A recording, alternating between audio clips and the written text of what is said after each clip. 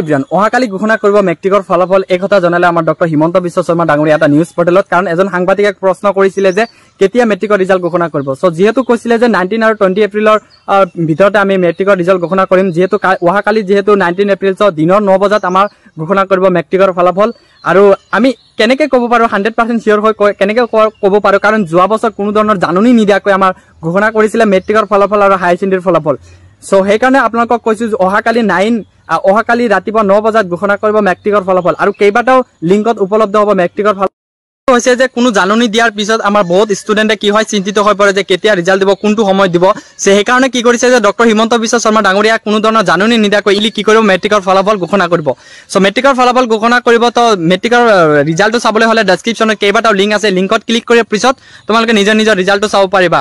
so ইমানতে এটা সৰু ভিডিওটো ভাল লাগিলে চেনেলটো সাবস্ক্ৰাইব কৰি কেনে বেল আইকন টিপি অল কৰিবা যাতে সকলোৰে নটিফিকেশন ভিডিও তোমালোকে অতি সোনকালে পাই যোৱা আৰু এই ভিডিওটো ইমানতে শেয়াৰ কৰা যাতে সকলোৱে গম পায়